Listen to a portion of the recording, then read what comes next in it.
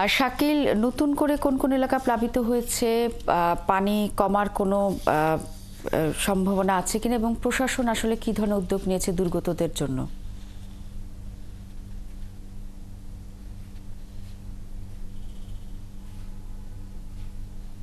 শ্রাবণী, তো আমি একটু জানিয়ে রাখি।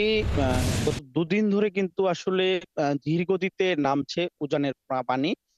তবে এই পানি নামার সাথে সাথে কিন্তু নিম্নাঞ্চলের বেশ কিছু এলাকায় প্লাবিত হয়েছে। এরই মধ্যে শেরপুর সদরের গাজীর খামার, ধলা, নালিতা, নকলা উপজেলার উরফা সহ বেশ অন্তত 10 ইউনিয়নের মানুষ কিন্তু আসলে প্লাবিত হয়েছে। আমরা কথা বলেছি কৃষি বিভাগের সঙ্গে। কৃষি বিভাগ জানিয়েছে এবারের বন্যায় সব থেকে বেশি আসলে কৃষিতে হয়েছে।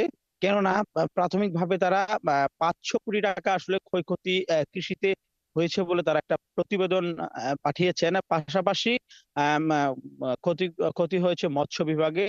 মৎস্য বিভাগ জানিয়েছে এখন পর্যন্ত প্রাথমিকভাবে প্রায় 30 কোটি টাকার উপরে আসলে মাছের ক্ষয়ক্ষতি হয়েছে। এছাড়া বহু রাস্তা, গ্রামীণ রাস্তা, ঘাট সহ কিন্তু আসলে ব্যাপক ক্ষয়ক্ষতি হয়েছে।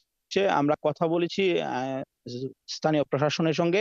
প্রশাসন বলছে যে বিভিন্ন জায়গা থেকে ত্রাণ সহযোগিতা আসছে, তাদের সমন্বয়ে কিন্তু আসলে এই ত্রাণগুলো দেয়া হচ্ছে বিভিন্ন অঞ্চলে। এছাড়া সেনাবাহিনী ও বিজিবি নেতৃত্বে কিন্তু দুর্গম যে এলাকা রয়েছে যেগুলোতে সাধারণত স্পিড বোট ছাড়া আসলে যাওয়া মুশকিল, সেক্ষেত্রে সেনাবাহিনী ও বিজিবি সহায়তায় কিন্তু দুর্গম এলাকায় কিন্তু আসলে ত্রাণ বিতরণ চলছে। তবে যে পরিমাণ ত্রাণ বিতরণ চলছে তা কিন্তু একেবারেই অপ্রতুল। কেননা এখনো অনেক এলাকাতে কিন্তু আসলে আম, আহ, সঠিকভাবে আসলে ত্রাণ পাননি, এরকম অভিযোগ করেছেন ভুক্তভোগীরা। আমরা একটু আপনাকে একটা তথ্য দিয়ে রাখি। গতকাল থেকে আমরা একটা একাত্তর একটা খবর প্রচারিত হয় যে শেরপুর সদর ও নকলা উপজেলায় যে নিম্নাঞ্চল প্লাবিত হয়েছে। এই বিষয়ে আসলে প্রশাসন স্বীকার করলেও আসলে ত্রাণ দেওয়ার বিষয়ে তাদের তেমন উদ্যোগ আমরা দেখিনি।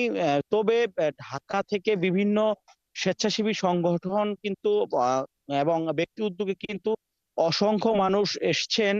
এসে কিন্তু গাজীর খামার ইউনিয়ন ও নকলা ইউনিয়নে কিন্তু বেশ কিছু নিম্নাঞ্চলে যে পানিবন্দী যারা অবস্থায় রয়েছে তাদের মাঝে আসলে শুকনো খাবার ও বিশুদ্ধ পানি কিন্তু আসলে বিতরণ করছে।